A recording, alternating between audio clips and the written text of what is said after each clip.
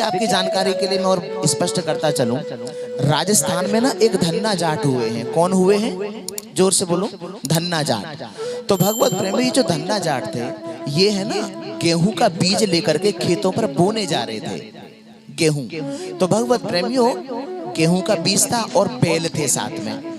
तो जैसे ही खेत को बोने के लिए जा रहे थे, बेटा बातें ना करो बच्चों, जैसे बोने के लिए जा रहे थे तो भगवत प्रेमियों धन्ना जाट को रास्ते में कुछ संत मिल गए। कौन मिले? संत मिले। तो जैसे ही संत मिले तो संतों ने कहा, बेटा बड़ी जोरों की भूख लग रही है।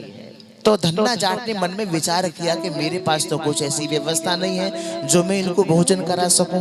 तो धन्ना जाट के मन में एक बात आई कि क्यों ना इस गेहूं को ही इनको पवा देता हूं। तो सज्जनों, धन्ना जाट ने क्या काम किया, बैलों को तो बांधा वृक्ष से बैलों को बांधा और उन गेहूं को कंसार से भून करके लाया और उन संतों को नमक और मिर्च के साथ पवाया।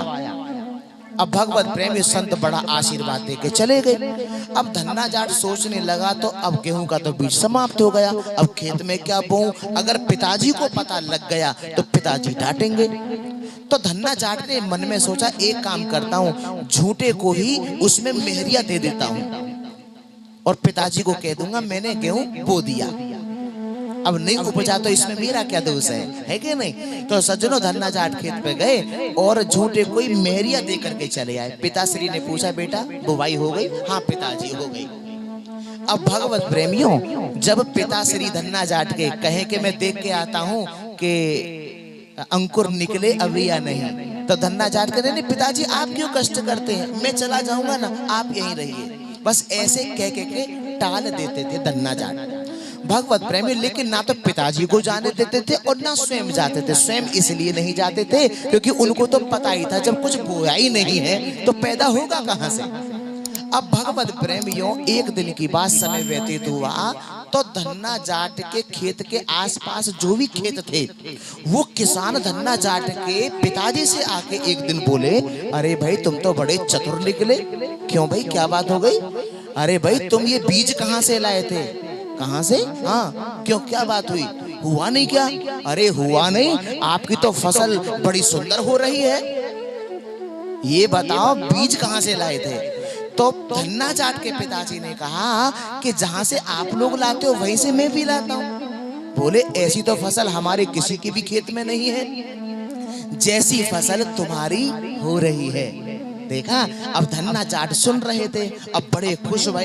लेकिन धन्ना जाट ने सोचा कि मुझे लगता है ये झूठ बोल रहे हैं, इनको पता है कि कुछ भी अंकुर नहीं हुआ, कुछ भी पैदा हुआ नहीं, तो इसलिए ये हमारा मजाक बना रहे हैं, हंसी बना रहे हैं। अब धन्ना जाट स्वयं खेत पर पहुंच जाते हैं पिताजी को बिना बताए।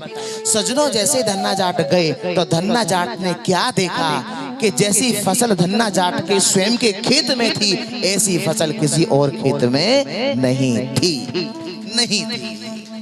अब आप जरा विचार करिए, एक बीज का दाना बोया नहीं और लहलहाती फसल उगाई। ये क्या है? ये संतों की कृपा है।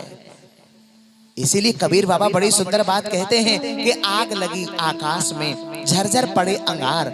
आग लगी आकाश में और झरझर पड़े अंगार, और संत ना होते जगत में तो जल मरता संसार। ये विडंबना हमारी है भगवत प्रेमियों के हम समझ नहीं पाते हैं। दुनिया तो दुनिया रही मगर जान ना सकी, दुनिया तो दुनिया रही मगर जान ना सकी। बहुत से आए संत मगर पहचान ना सकी।